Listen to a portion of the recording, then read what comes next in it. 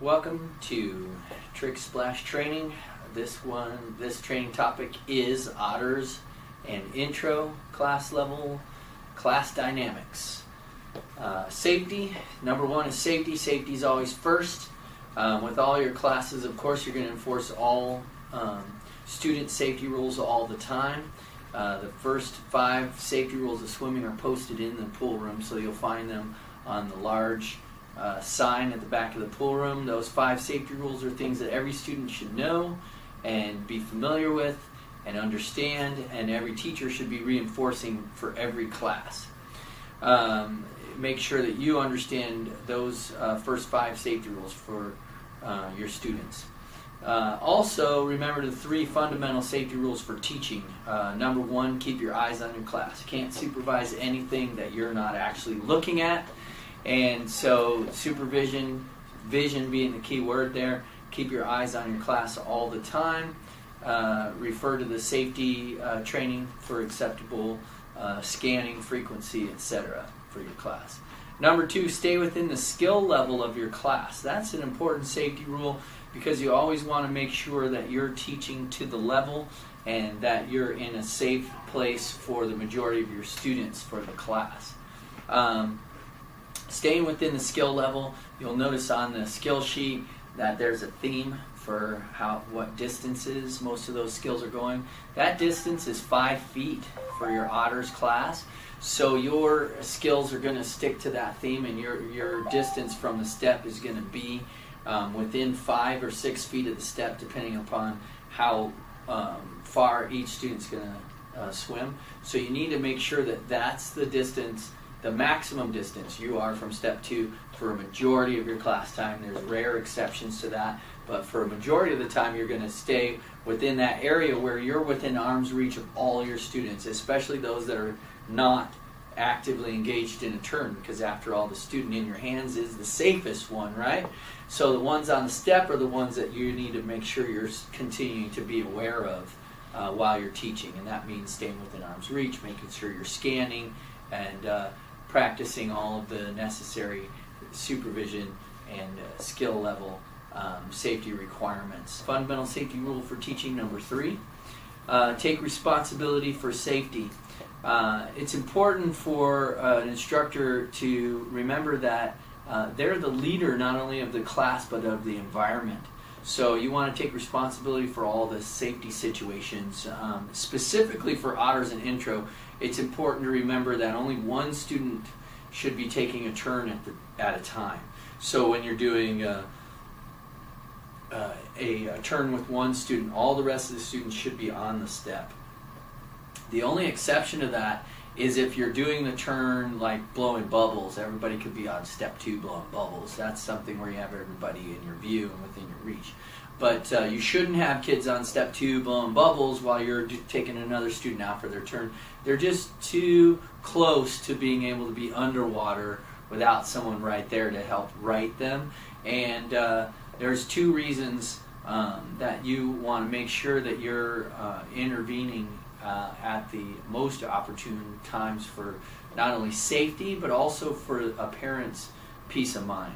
If you have parents on the edge of their seat worried about their child's survival, then that's not too good for business. But you know, that's not to say that the parents are always correct in their assessment. Some parents are going to be on the edge of their seat anyway, but what you need to do is manage your class in a way that appears that you have control over the class and that you would be able to intervene in time for their child not to be traumatized by being underwater or something of that nature. So I'm not talking about the extreme helicopter parents. I'm just talking about a regular spectrum of observers who are going to look at you and decide whether or not you're a trustworthy teacher that they can have, that can pay attention to and have up to 4 students under your supervision while they're engaged in a water activity. Other things that take responsibility look like is getting out of the pool and walking your students from point A to point B. So if you have to go to the zip line, get out of the pool and lead your class to the zip line rather than tell your students get up and then walk, walk, walk, walk. If you're shouting walk at your students, then it's not appropriate to let them walk themselves to the zip line, because they're not managing their safety level enough for you to let them do that. So you should be, and you're not managing the level of safety that's appropriate. If you're shouting walk to a student who's ignoring you and still not walking, then you're not managing safety properly, because shouting's obviously not being effective for you. So get out and walk your students from point A to point B, especially your Otters students. That's most appropriate for that age group. Make sure to clear tripping hazards from the deck, even if you didn't create them. It's important to keep the deck clear and equipment stacked where it should be neatly during your lesson, and if you're going to and from places, move it out of the way in between classes where it won't be stepped on by our customers as they end class and get their students ready to go. Pace, number 2, pace. It's important to keep a proper pace to your class. The minimum amount of turns each student should get for each swim lesson is 16. It doesn't sound like a lot of turns for a student. In fact, when you have just one student in class, they're going to get way more than 16 turns, or they should at least. When you have 4 students in class, though, getting each student 16 individual turns requires a, I don't want to say rapid pace, but it requires an active pace. And after all, most of the time when people get there's children involved in activities, the key words there are active, and the root word to activity is active. And so they really are anticipating seeing their child move. Yes, I know there is a certain amount of instruction that needs to be done, but most of what the students are going to learn is through movement. So keeping the right kind of pace for class is important. And because you can only have one student taking a turn at a time, then you need to manage making sure that you rapidly do that changeover of turns. There shouldn't be a long time in between turns. Because otherwise, kids are going to be sitting still. And what you want to do is keep the pace moving so that kids don't get bored in class, and that it draws their attention toward you. Now, if you go too fast, you're going to lose their attention because you're just going to seem maniacal. There's nothing to pay attention to. You're just a person having a fit at that point. But if your pace is too slow, then you're boring and not worth paying attention to because you don't move quickly enough to keep everybody's attention. If I were to pause right now and just stare at you through the screen, how long would that be interesting to you? In order for you to wonder, is there something wrong? Is the video paused? What's happening? Is this a bad edit? Well, that's the same thing that's running through your students' minds, expecting 4 and 5-year-olds to sit still for longer than about a minute and a half waiting for their turn. So in order to avoid that kind of chaos that ensues after a student is feeling bored or disinterested in what they're doing, you need to keep the pace of the class involving the students. There's other tricks to do that I'll go over, but right now we're focusing on keeping the pace. The pace of the class needs to manage each student's turn so that from the beginning of one student's turn to the beginning of the next student's turn is about 15 seconds. So each turn should be in that window where you're starting one student A, come on out, take your turn. Way to go, wonderful kicking, great job, high five, sit back on the step. Student 2 shouldn't be any longer than about 15 seconds at the Otters skill level. That helps you do a few things. Number one reason to keep that kind of pace is what I discussed about keeping the interest of every student.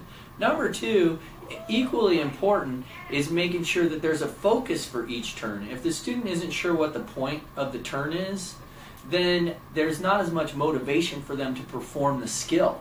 And oftentimes, teachers that are giving extra long turns to their students are starting to run into a phenomenon where the students just going limp on the board and expecting the teacher to carry them through, and they're not really doing the skill, and you're like, kick faster, and they're just like, hee hee hee. They think it's kind of funny or what, because they're looking for more entertainment or excitement out of it. It's just feeling rote to them, just repetitive and monotonous. So that's a big reason to keep the pace, because you keep them interested, but not only because they're having a lot of turns, but also because the turns have a point. Nobody wants to do stuff that seems pointless, and so it's a feeling within us from when we're very young, and so your class also wants to feel purpose in what they're doing. If your turns are short enough, then you can direct them toward a specific thing. Now, if a student is misbehaving or not doing the right thing, you don't always have to correct that immediately. Obviously, if you have the opportunity to, that's great. But you'll be continually interrupting the flow of your class if you're always stopping and waiting for kids to catch up, or stopping to tell kids to be specifically on their bottom on the step, or things like that. And so there's a natural pause in the classes in which you can take to redirect them, because what you want to do is have a majority of the kids with you, right?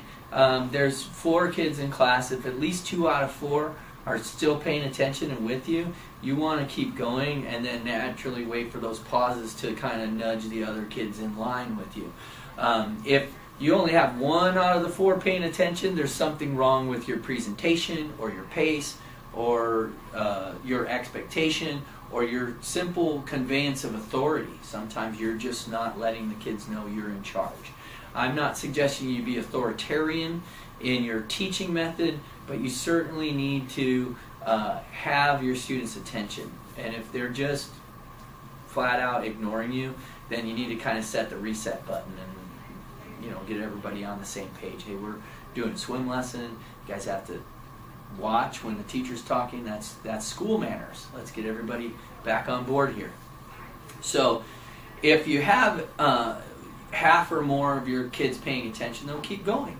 And then you wait for those natural pauses, except in cases of immediate danger. So when a child's not quite doing the right thing, like they're starting to get off step 1 or something, you don't have to stop one student B from swimming and set them back on the step, and then get student A back up there, and then what do you do with student B again? You got to restart their turn, what do you do? Well, when it's an emergency and you have to interrupt, like the student's falling off the step, and you put the one under my arm, football carry him, rescue the other kid, set him up there, then I just go back out into the pool and finish the turn where I left off. If it's not, if they're not in imminent danger, then what I do is take student B's turn to complete closure, then correct the behavior that's off track. And then that way there's still a flow of class, and it's not interrupting every turn, to keep students on track and within the boundaries of your class. Another good technique for making sure that you're keeping a proper pace for your class is to keep the length of the turn appropriate for the pass-off of a skill. The pass-off for floating is 5 counts. So when you're taking turns with your child, you should have the child in a float position for about 5 counts. If you exceed that, but especially by a larger degree, then that can cause a number of difficulties. One is it causes a little bit of a problem with the rest of your class being patient for their turn. The second thing is that at those introductory levels, if they're not already floating for 5 counts on their own, you may be in fact increasing their anxiety for the skill. And when they have increased anxiety, their ability to pay attention to the requirements of the skill starts to diminish. They start to go into survival mode, and they're not hearing what you're saying about laying back, relaxing, getting their body in the right position, because their anxiety is starting to increase about that. So my strong recommendation for the pace and for skill development is to try to make sure that your turns are not exceeding the amount of time required for the pass-off of the skill. And that keeps the pace of the class going well. Another example is, let's say that there's a child who's highly anxious about getting their hair in the water or their ears in the water. if it takes you 10 to 15 seconds just to talk them into dipping the back of their head into the water and their hair barely touches and they sit right up, hooray, you did it, you touched the back of your hair in the water, congratulations, that's their turn.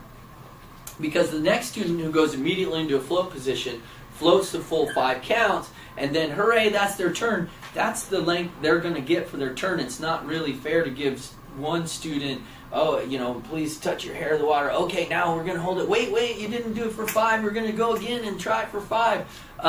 If you spend a minute and a half trying to convince one student to touch their hair to the water and then give the other student who's being successful at it only 15 seconds, there's a few things wrong with that dynamic. Number one thing is both of these customers paid for an equal amount of your time, but they're not getting an equal amount of your time.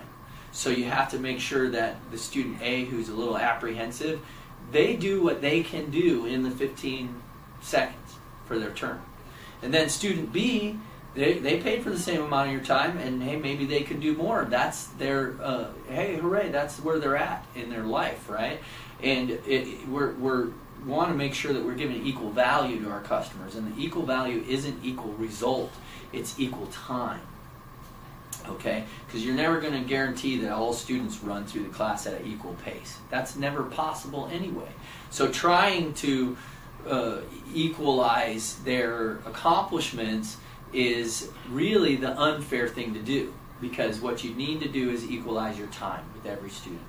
The second thing wrong with that dynamic is what can happen if a student feels like they're getting rewarded with more of your attention for messing up. The student who's getting less of your attention because they're doing well is going to notice that, either consciously or subconsciously, and begin messing up. Whether they're doing it on purpose or not, it's to get more of your attention and time as a teacher. After all, we run our classes in a way where the students are excited and want to see us and like us. What do they want most is our attention and time. So if your strategy is disproportionately sharing your time with students who are not progressing as quickly as others, then it's going to send that cue to your other students that maybe I should progress slower, maybe I should not accomplish as much, maybe I should act out and get more of his attention. Whether it's a conscious thing or not, it's going to affect the dynamic of your class. So super important is to make sure that you're sharing equal amount of your time with each student regardless of the amount of accomplishment. One thing to remember about keeping your pace is that you want to keep the turns within a certain amount of time frame, and I mentioned 15 seconds as sort of the target. It shouldn't exceed more than about 25 seconds for each turn from the time you start one student's turn to the time that you have another student go. Now, when you have one student in class or 2 students in class, you want to also keep in mind that even though you only have 2 students and so they're not waiting as long, some of the other dynamic still comes into play. So that 25 seconds is still a good rule of thumb for them to mentally decompress after having a turn. So even if you have 1 student in class, I still take a turn with them and then have them return to the step and then have them sit down on step 1, and then I will allow them a little time to decompress. I'll either demonstrate something or I'll ask them a question that's sort of not one that they have to think about a whole lot. I'll show them something.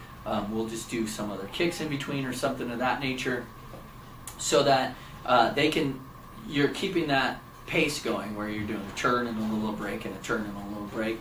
And then also you're helping them understand and still maintain being trained about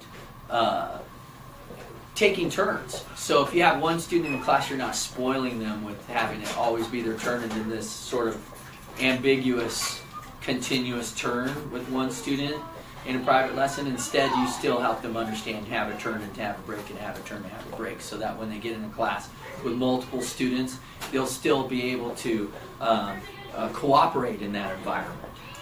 Another important point is to appropriately challenge your students. Number 3 is challenge.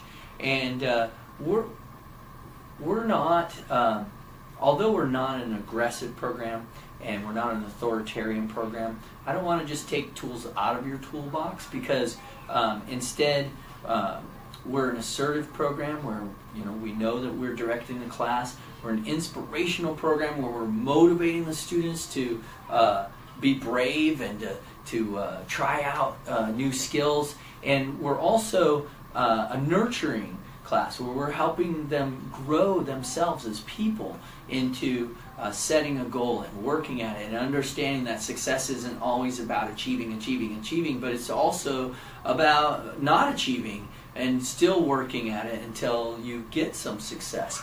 And all of those things go together to help us understand how to appropriately challenge our students. Now, there are some guidelines for what will help you appropriately challenge your students.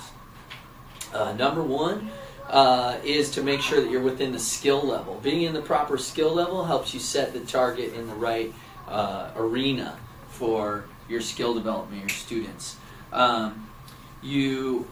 But individually for your students, they may be at different parts of their skill progress, and there's a wide range for each level on purpose. So you want to avoid making it too hard. You don't want to spook them out of even trying for the skill, and you want to avoid making it too easy, because then they're going to feel bored or like the class is below them, or possibly even lose confidence in you as a teacher if they're not feeling like you are challenging them to do something new or helping them grow, or lifting the bar for them. It's important to remember this other thing as a good gauge, and that is to how much negotiation it takes to get them to try a skill. You want to try to stick to where your students will take a turn with little or no negotiation or coaxing, right? You want to be able to tell them to do something and then they'll do it, and tell them to do something and then they'll do it, or ask if they'll do something and then they do it. You can probe with questions, but if you're spending more time trying to talk a student into jumping from the step to you than it takes for them to jump from the step and swim to you, then probably you've picked too far of a distance to start with. You're likely to get a lot more progress in this instance to pick a distance that's absurdly close, and the student is willing to do it right away. In fact, they think it's even laughable to jump this close to you, but yet they'll be having fun, and when you're surprised they made it to you, you're, wow, you almost crashed into me. Then they think it's funny, ha ha ha, that was great, I want to do that again. So you do it again, and maybe you move back a centimeter further back, and they jump, whoa, you got me, and then you can move back a centimeter. If you keep moving back a little bit at a time, and they don't object to that, then you still have them as a willing participant to do that. I never recommend you move back after they jump. That's sort of tricking them. And I don't recommend that, because you'll lose their trust that way. They won't want to take off no matter how close you are after that, because that doesn't mean a thing. How close you are when they start doesn't mean a thing if you move back after they start. Always position yourself where you're going to be when they get to you.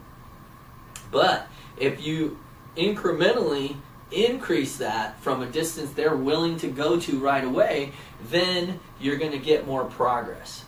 Now, please note that I'm not suggesting that every student needs to have you absurdly close to them. Not every student is apprehensive about jumping out to the teacher.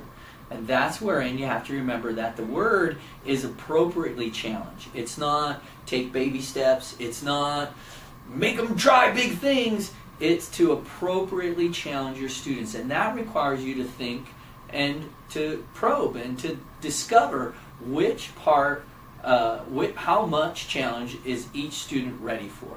And it requires you to be individual with your students and not try to paint with a big brush over what I'm talking about as far as our teaching technique. Our teaching technique isn't to take baby steps. It isn't to make them take the big challenge and be brave. It's to appropriately challenge each student where they are. And yes, inspire them to be as brave as they can be. And yes, make the steps as small as they need them to be, but not any bigger or smaller. Find that sweet spot, and that's where you want to operate as a teacher so that you can appropriately challenge your students. Bullet number 4 is to be in charge. A student must have a clear understanding of your expectations in order for you to be in charge of their activities and behavior. And one thing that I want to split hairs on or emphasize an important understanding and perspective is this. As a teacher, if you're striving to control your students, then you're going to end up frustrated. Because people are autonomous beings. There's no remote control. Short of, brainwashing and other extreme manipulation tactics, there's no ability to control another person. Okay? So you're aiming in the wrong direction. In order to be in charge, you need to control the environment. You're in charge of the environment, okay? And people have permission to be in your environment or not. And that's the bottom line of the amount of authority you have as a teacher. Either students need to behave with the fundamental, appropriate school manners, which is to, listen to the teacher, to be safe, to respect their friends, to follow the 5 safety rules, or they can't be in the pool. Because if you cannot keep a child safe because they're not listening to you, then they shouldn't be in the pool. That's the bottom line of it. And when they're out of the pool, it's not on a timeout, it's not sitting on a chair. You need to find the parent and have them go talk to their parents. That's, after all, what their parents' role and responsibility is to teach them right and wrong. Your job is teaching swim, okay? And in order to do that, you need to remember you're in charge of the class. You don't want the class to be overrun by unruly kids or disrespectful kids or kids that are rowdy. And I don't mean splashy, rowdy kids. I mean kids that are, bullies or picking on other kids or, inappropriate behavior for class. So that's when you're in charge. That's when you use your authoritarian, you have to be safe. Okay? That's the important part. For teaching, the way you're going to be in charge is to be clear about what you're trying to help them understand. That's the way you're in charge for teaching, for bringing skills out of your student. You're not going to be in charge for teaching them by, no, that was wrong, do it again, that was wrong, do it again, that was wrong, do it again. That's kind of a technique that's going to diminish their inspiration and motivation. Instead, you want to be clear about what it is they're aiming at and encourage them toward that goal. Okay? So how can you get them to do this? Number one is to give them clear direction. That's important. Okay? You can't expect your students to be following directions unless you're telling them the directions. So you have to give instruction. You may be sounding like a broken record, always repeating yourself and repeating yourself and repeating yourself. But that's because you should be giving direction every turn, not just assuming that kids know, after your turn you sit down on step 1. Well, that can't go unsaid. It has to be said in order for it to be an expectation. Thank you, your turn's over. Please sit on step 1 until your next turn. That way they understand it. Also, to have appropriate signals like stop and start of their turns. That's how you can be in charge. Telling them what's appropriate and not appropriate. It's appropriate to use your manners. It's not appropriate to be splashing the swim teacher while I'm trying to tell you what to do for your next skill. Those are swim school manners you're going to try to help the kids be familiar with, right? So being in charge incorporates those things so that all the students know that you're in charge of safety and they know that you have a plan for your class. Last but not least, have fun. Fun is a really important dynamic in managing our swim classes and in teaching children recreational sports, even if those sports have a high degree of safety involved. Fun does a lot of things for you while you're teaching. Number one thing it does is keep their interest. If they're interested, then they're going to soak up more of what you're doing. If they're interested, it keeps them focused on you and your instruction. If they're interested, it keeps them involved in class and out of trouble. And all of those things, that interest is generated by having fun.